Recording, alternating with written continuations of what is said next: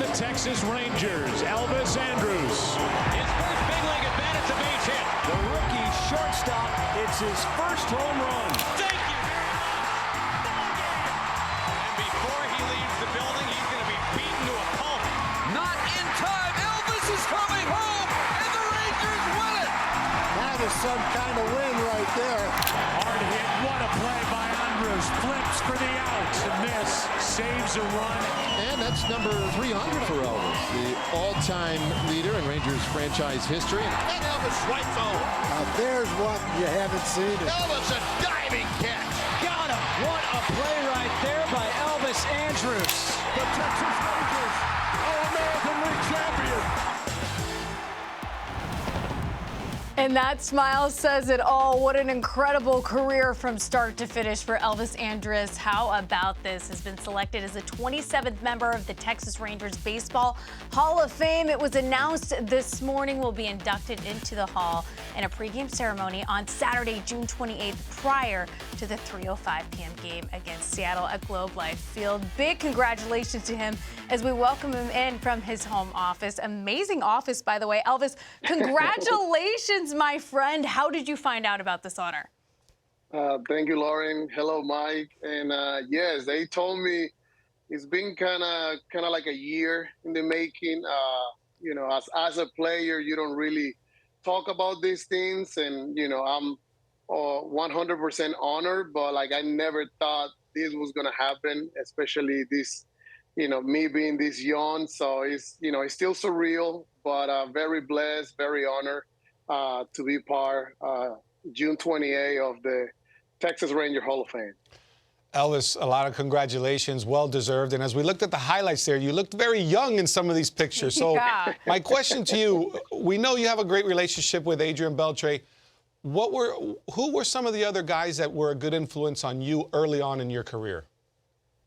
Oh, I have so many. I mean, I can go down the list. You know, Michael Young, Ian Kinsler, Poch Rodriguez, Vladimir Guerrero, Andrew Jones, Josh Hamilton. I mean, I was so blessed to play with amazing, not only players, but human beings, and they shaped me. I was very blessed to have so many great role models young in my career. And you know, I always been saying it, and I will always say it. They are the reason why I'm getting inducted into the Hall of Fame. Every little advice, every time they gave me throughout my career, just helped me to become the player I end up being and the person that I am right now. Hey, great player on the field, but you kept things light off the field. You just mentioned Beltre and Young. You, my friend, had a reputation as a prankster. Can you tell us a little bit about that? Because I saw the picture of Young almost punching you with the clown mask. Where did you get the inspiration for these pranks? Yeah, no, I think it was just, you know, the life in the clubhouse. You know, with Michael, he hates clowns. So I think that when he was getting inducted that day, and I was still playing for the Rangers, you know, a few days before, I talked to the guys in the clubhouse, and I was like, "You need to find me a clown mask, and this is gonna be priceless." So, you know, it happened. It ended up being amazing. He did not expect that. He almost actually threw a jab and threw a right on me.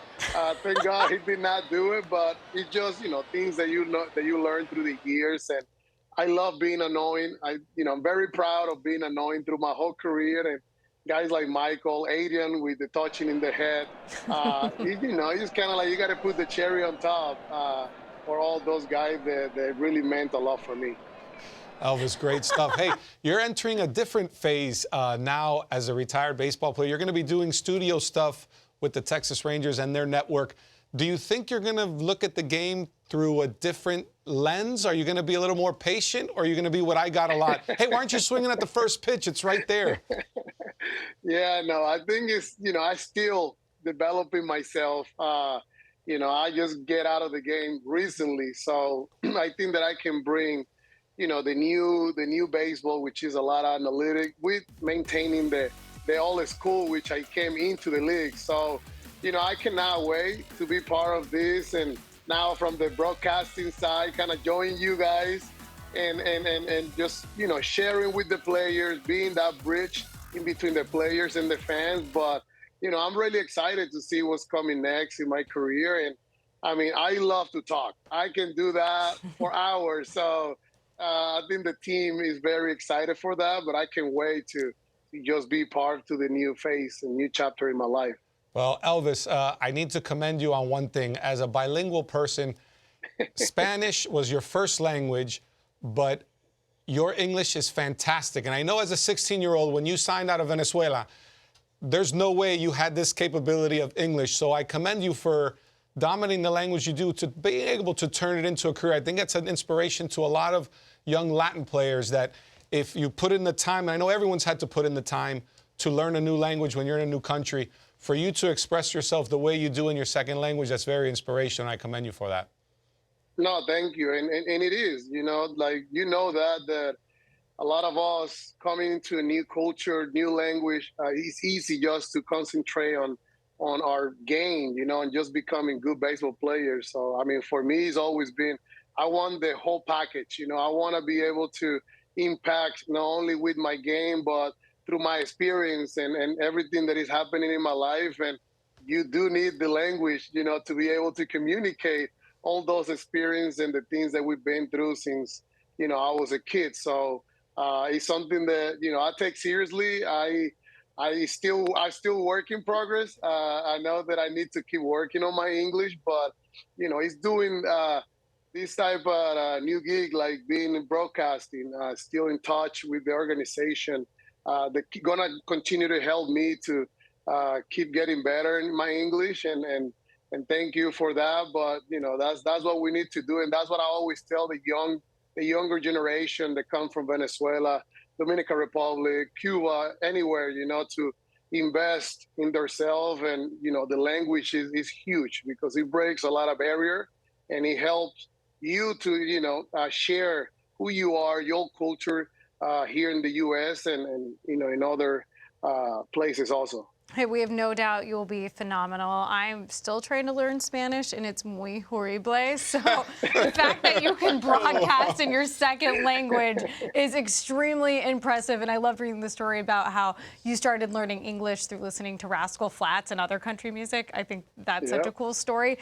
When it comes to broadcasting, though, how will you see the game differently from this perspective on our side? By the way, welcome to the team. We're happy to have you. No, I think it's just being honest. I think, last year I was able to talk to Barry Larkin about this. He's been doing broadcasting for the past, few years. And I remember he gave me really good advice. He said, always remember how hard is the game.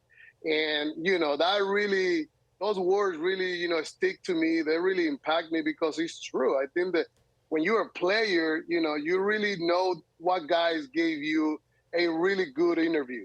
Like after a game, if you go 4 for 4 and somebody goes, how did you feel? Like everybody knows how you feel, So I really, as a player, I always really enjoy talking to those guys that really do the homework. And that's something that's how I see myself into this new role in broadcasting, asking questions, but I'm very creative, and I like to. I think interviews is a good bridge for the player to translate how he's feeling, the development of themselves. So I think that that's what I'm really gonna really focus on, like giving really good interviews, trying to get the best out of the player, especially during an interview. Sometimes very intimidated. So I think that's our job. That will be my job now, to make it easy through my question to every player. Yeah, I guarantee every player will be thrilled to see you on the other side. And I'm going to have to pick your brain before I go out in the postseason to report there. Also, congratulations, Elvis. Thank you so much for joining us. Enjoy the Rangers Hall of Fame induction and your new gig. You're going to be great. Thank you, guys. Thank you, Lauren. I got some good tips from you last year, so I really appreciate it.